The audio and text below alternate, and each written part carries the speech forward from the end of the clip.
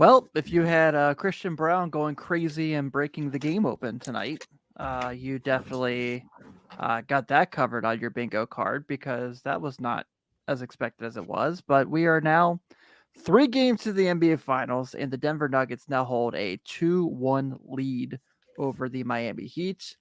I am Tim Daniel here with Parker Fields as we recap Game 3 of the NBA Finals. And Parker, I know you were tweeting you're very frustrated about some things with the Heat. We're gonna get to that. But once again, it looked like it was one of these games where like it's very combative, it's very close going to halftime. Miami looks pretty solid, really. First half, Bam Adebayo looks awesome. Like it looked like Bam was gonna have one of those games. And I was, obviously really excited. And then third quarter starts, and immediately Denver adds to their lead to get to double digits. And then with about 4 minutes to go in the quarter, they're up 13 points after the Jokic hits that three, and then Jokic also comes down, hits the free throw, and you're 14 at that point, and Miami's looking around for someone other than Butler or Adebayo to step up, and it was brutal from there. Yeah. I I don't understand the rotations that Eric Spoelstra has been making literally this entire series. It worked last game, but I mean, this is the NBA Finals. Jimmy Butler is not 47 years old. I don't understand why him and Bam Adebayo, who by the way is 25, are constantly getting these 3 to 4 minute breathers at a time, and then your team goes to shit in those breathers and you get down by a lot. I don't understand why they're doing this to themselves. Like, these guys can go 48 minutes. It's the NBA Finals. That's what you're supposed to do. Get him a minute rest in the first half. Get him end of first quarter, get him, check him back in, 10 minutes left in the second quarter, something like that. He doesn't need to rest the second half, him or Bam. And when Cody Zeller's in there, Jokic just dominates for like 2 to 3 minutes. Yeah. Goes absolutely crazy. I don't know the on-off numbers for Cody Zeller. I want to find them out because it seems like every time he's on the floor, it's just domination by Jokic. It really does. It's definitely felt that way. You're absolutely right there. And it's like for you. I mean, look. I mean, obviously, if you look at the stats alone before you even watch game film, Jokic had a 30-20-10, like 32 points, 21 rebounds, 10 assists. Jamal Murray 34-10-10. And then Christian Brown 15-4-1, 7 of 8 from the field. Obviously went a little crazy there in the third quarter, but it's like that third quarter is what puts them in. And like you said, yeah. So, they get these stops where they get these moments with Butler and Bam where they're sitting out. One, if you're going to sit one out, don't sit the other out. Exactly. They have them out at the same time for a little bit of time, like 2 minutes a game. It's like, what are you doing? Yeah. And then, tonight, one of the points I know you wanted to get to, so I'm not going to take it away from you too much, but a minute and a half to go, they're down 9. Like even Jeff Green is on TV, like Jeff Van Gundy. Yeah, Jeff Green's like play to the game. Jeff Van Gundy. You keep calling him Jeff Green. No, I'm talking about Jeff Green, the player. Oh, because he's mic'd up. Yeah, you're right. Like, my bad. Even he's like, hey, like don't play to the game. Like don't sag off. Like, he knows about the Nuggets to his teammates. Yeah. You're down 9 with a minute 30. Jamal Murray commits an offensive foul. And, most coaches would be like, oh, shit, we can cut this game to 6 right here. Sub Jimmy Butler in. No. He kept Jimmy Butler on the bench, which makes absolutely no sense to me because Jimmy Butler, outside of Bam, Jimmy Butler was the only player on the perimeter that had anything going the entire night for the Heat. Nobody else could do anything. Jimmy Butler was really good the first 3 quarters of this game. The fourth quarter, he was nowhere to be found besides 2 free throws right before he checked out of the game in the final 2.5 minutes of the game. He was nowhere to be found in the fourth quarter. But Butler was really good, but he's had these stretches in the Celtics series and now in this series where he just kind of disappears for long periods of time, and it's hurting the Heat. It really is. It's hurting the Heat. And partially, I also think it's Eric Spoelstra's fault, though, like I was talking about. They're down 14 going into the fourth quarter. If you want to get them a minute's rest max, I'm okay with that, but that's it. They cut it to 12 with about a minute into the quarter, so like 11 minutes left. They don't check Jimmy back in till down 18 with 9 minutes left. That's just stupid. Like, why? Like, why? He's the only thing that had anything going offensively. Especially because this is the time of the series when it's a quick turnaround, right? It's not 3 days off. They're playing it on Friday. Yep. So it's like, I can understand the thought process of, well, like if this is like the Heat are up 6 with like 5 minutes to go in the fourth quarter, and it's like, let's give Jimmy and Bam a minute or two because we play again on Friday. Sure, I get it. But you're playing literally for your season at this point, right? It's is it. The NBA Finals. I don't think that's like checked into Eric Spoelstra's mind yet. Like, seriously. There are at most 4 games left, according to the schedule of basketball this year. There are at the worst 2 games left. So, if you're Miami, like, you got to think of that way. And like you said, so, they're not getting anything from anyone other than Butler and Adebayo in this game. So kind of go through real quick. You look at Kevin Love, which, we talked about this in the game 1 recap. Like, he should be playing in this finals, and he started, and he hit that 3 to kind of get the game going. I was like, oh shit, we're gonna have one of those Kevin Love games. We didn't have one.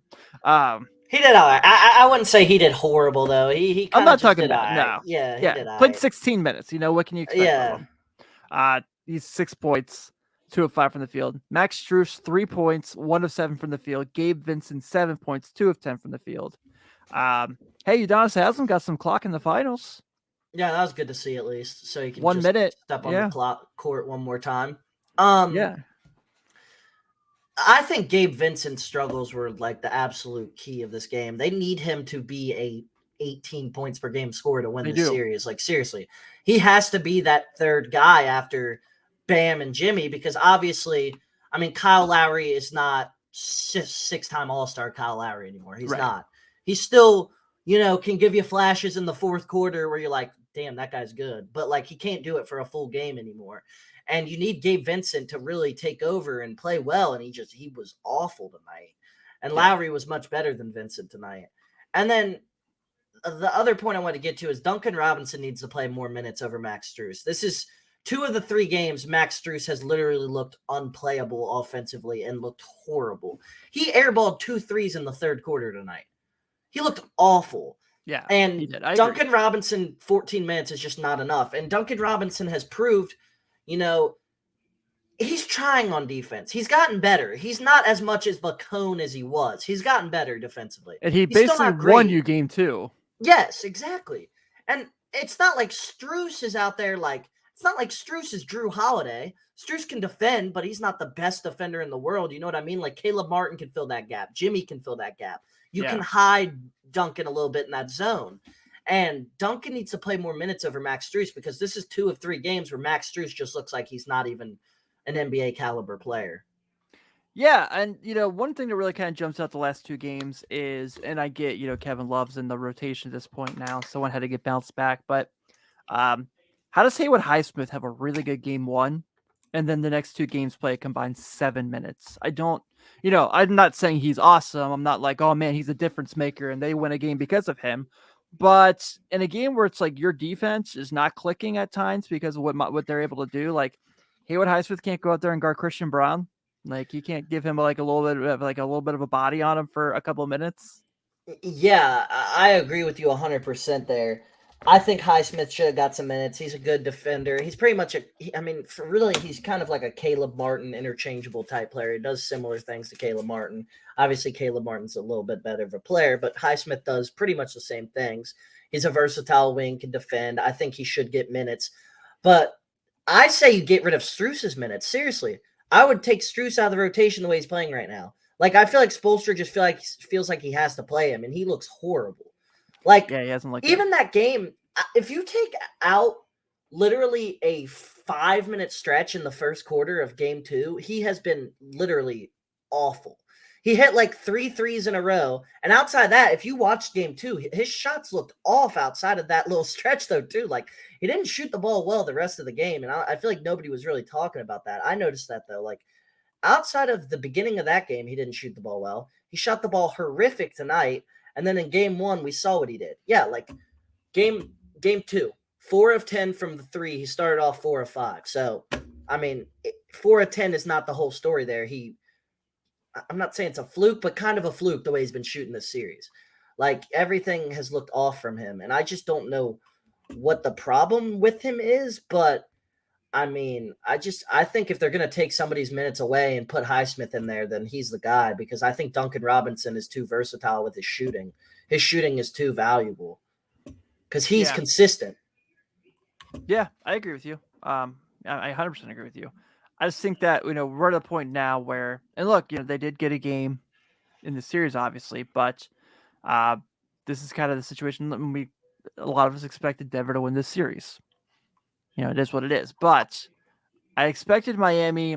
I don't think they've laid an egg or quit. Well, until tonight when they didn't. I kind of think they have, to be honest with you. I don't think they're playing that Miami dog type of basketball. Bam looks like the second best player in this series behind Jokic. Seriously, Bam looks like an animal. Yeah, he does. There.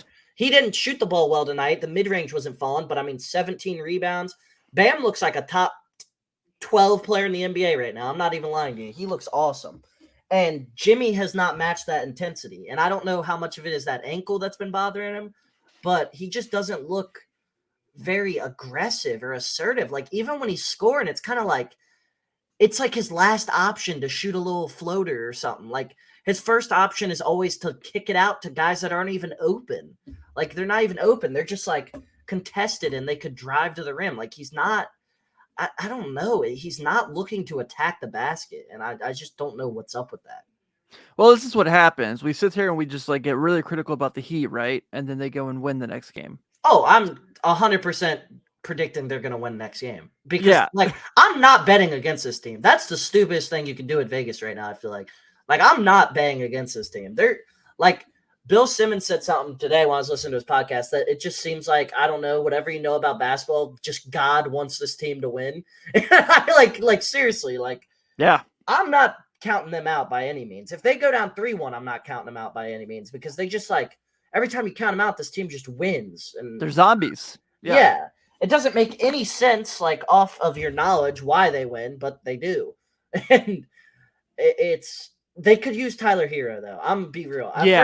At first I thought, if they're really playing well, don't put him into the rotation yet. But they need somebody to take the pressure off of Jimmy to score.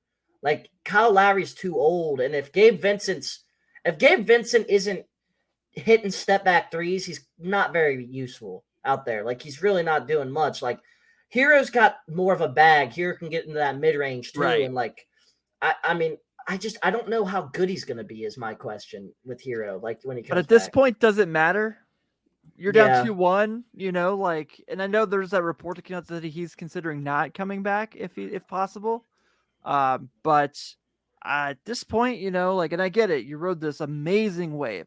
Whatever happens here, this is not a failure. You guys made it to the finals as an 8 seed, and you did the unthinkable, and it was really, really cool to watch. But, I also suspected that, there would be a little bit more of a fight for them. And I'm not trying to sit here and criticize them. Maybe, Denver's doing their Denver thing. And I don't know, I'm just kind of annoyed by Mike Malone and his whole, the whole speech there. He's we've dominated 6 of the 8 quarters so far. And I'm he's starting to really annoy me. And he's obsessed with the Lakers. I don't know why he's so upset. He still was talking. Did you see the thing? Something about a broom and a sweep. Dude, win a title first. Win the title and then start talking shit. I don't know why he talks so much. Yeah, why is that the target? Why isn't Phoenix the target? Why isn't, the Miami Heat your target? But yeah, I know. We'll worry about that in the offseason. All right, so we've talked about it a little bit here. Game 4 obviously is on Friday, so it's a quick turnaround. They just have one night off before their next game instead of the usual 2. Could that play into Miami's favor? Yeah. Yeah, because there's a part of me that thinks Jimmy just kind of phoned this game in once he realized they just didn't have it as a team. And there's a part of me that thinks he might come out like a wild man in game 4. But we just haven't really seen that Jimmy yet in this series. We've seen it all throughout the playoffs, just not this series yet. You haven't seen that, screaming in somebody's face since the Grant Williams thing. Seriously, you haven't seen that intensity. And I'm wondering if we'll see that. When you get him some big face coffee, when you get that in the arena. Yeah, seriously. That $25 cup. Yeah, Neymar was here, and he, wasn't good for his boy Neymar out there. Yeah. He's upset. Probably he didn't perform. I did want to touch real quick on just like how good Nikola Jokic is. This dude is insane. God. This dude is insane. It's like it's hilarious at this point. It's like every single shot he takes or passes to is the right shot and the right play. Like Russillo pointed this out, and I never really thought about this until he pointed it out on his podcast. He was saying how like Jokic gets the right shot every play, and he was talking about how Curry, Luka, LeBron, they'll come up down the floor after hitting a 3 or 2 and pull up a heat check from 30. Always. Everybody does that besides Jokic. He does not ever heat check. He never, ever will shoot a contested 3. He will always get the right look, unless it's like end of shot clock. But he will always get the right look, even if he's scored 5 or 6 times down the floor in a row. Like, damn well, if LeBron or Curry have scored 3 or 4 times down the floor in a row, they're pulling it next position. It doesn't matter if it's a good shot or a bad shot. Seriously. And that's like, he doesn't fall into that trap or that like ego like at all. And it is amazing how every single time down the floor, he's either getting like, it's like last resort is that like 10-foot jumper is his last resort. A 10-foot little push shot or a 10-foot fadeaway is his last resort. And that's probably like a 65% shot for him. Seriously. And that's like the last option. Yeah, you saw like the Lakers series where Anthony Davis is like throwing everything he can at him defensively, and he's still hitting shots. And at one point, Davis is just like, what do I do? Like, what can I do? Like, this is, he's, and like I joke about it all the time with Jokic because it's like you see this guy and you're like, there's no way this guy is this skilled. He's like, what? If you didn't know, like if you were to us, you didn't know, you'd be like, oh, is he like the last guy on the bench or something? Yeah. Just by his looks, and then he goes out there and it's like, oh, got it. And the thing is, the Nuggets have just mastered the roster around him because, like, oh, for sure, no, absolutely. Because like this guy, like, if he didn't have, like, if he was playing with the pre-trade deadline Lakers, he would not look this good. Like, with not much shooting and stuff. But like, if he has just spacing everywhere, it's unstoppable. Yeah, it's literally unstoppable because you can't double him. Because all their guys are snipers outside of Aaron Gordon, who's probably the best cutter in the league and the best finisher around the rim at his position. Seriously, he dunks everything.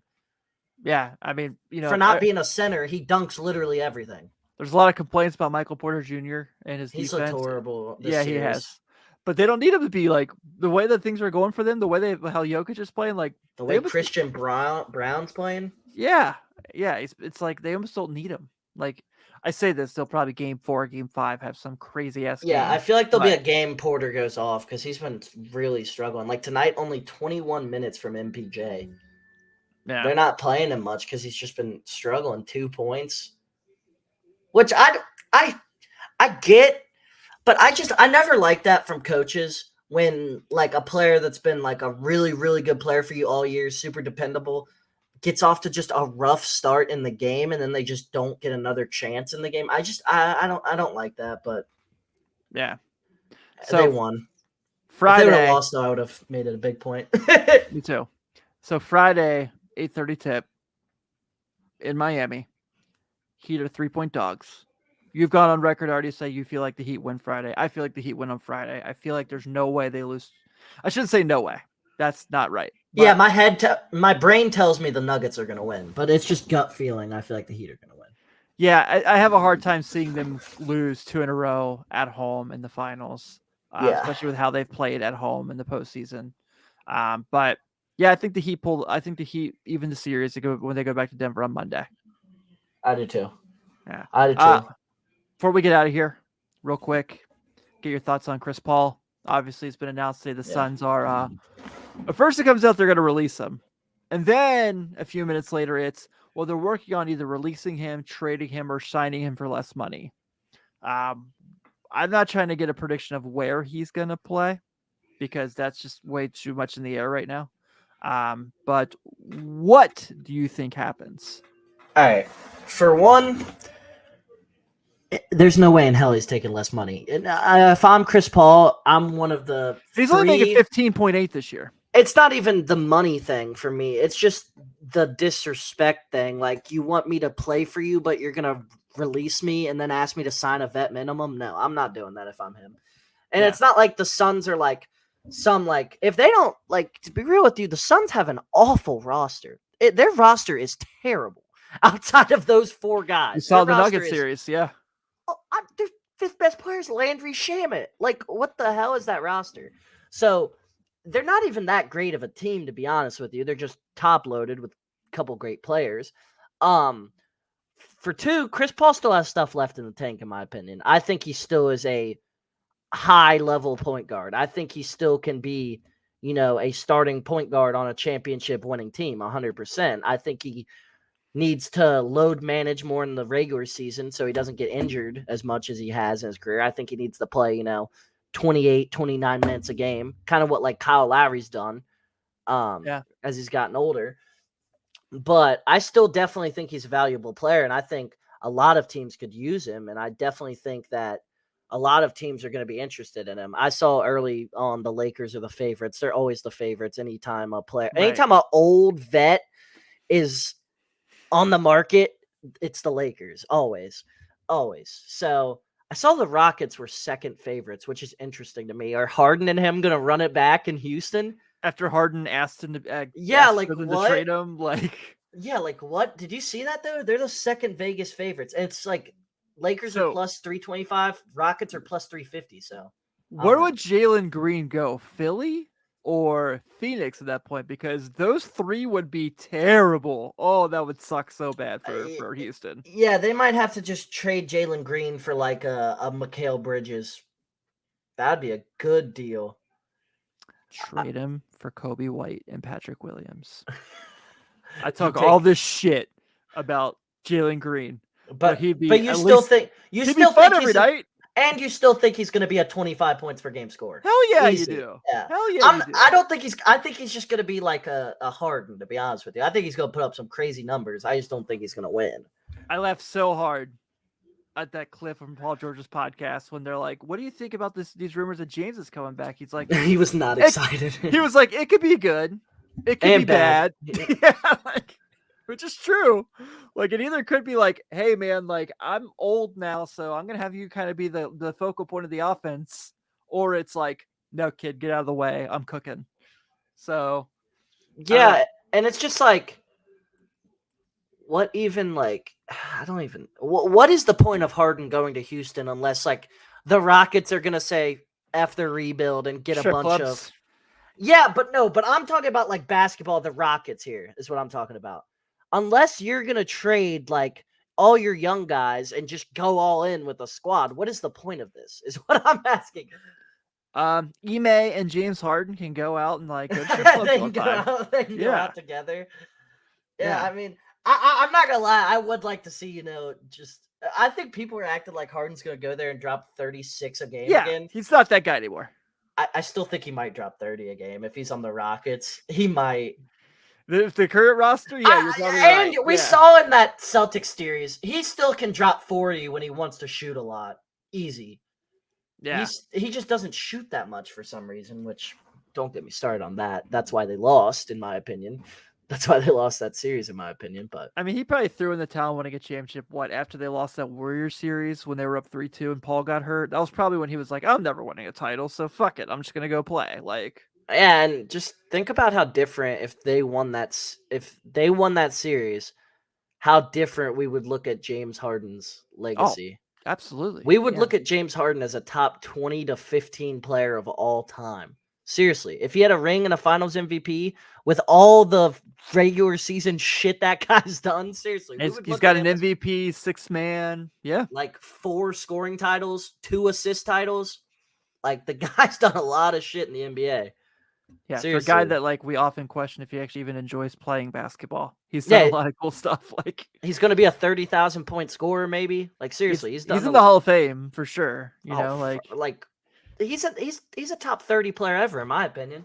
Yeah, he's probably in the Hall of Fame like 3 years ago. So yeah, he's probably top. Honestly, he might be the greatest player to ever win a ring. Seriously, he might be. I think he's better than Barkley. all time. Like you look at accolades and stuff, I think definitely. Well, put a note on that because that's going to be something when we need content this summer, we can that'd be use that sick. conversation. Because we've done it in the past, but it's we did it our first year of this. That was 8 years ago. So we can update the list now because Jimmy Butler's got to be on that list now. Unless he wins it. Which, yeah, obviously. Well, Jimmy Butler is not on that list. I'm sorry. If they lose, no, Jimmy Butler's like 95th all time. 90. Okay. I'm talking about like not with a title, but yeah, that's what I'm saying. He's not Charles Barkley or James Harden range. Jimmy Butler's career high scoring is like 22 point. He's made like 4 All NBA teams ever. Harden's made like 11. I don't think that's up for debate. Okay, so he's not one of the top 2. All right, so Jimmy Butler, we'll save for the summer. Not better than Chris Paul either. But no, I'm not saying that, but we'll save for the summer. Yeah, that's true. All right, well, we're going to go ahead and wrap this episode up here. We'll be back Friday night for Game 4. Hopefully, it's a little bit of a more entertaining game for all 4 quarters. But on behalf of Parker, this is Tim Daniel. Take it easy, everybody. See you guys.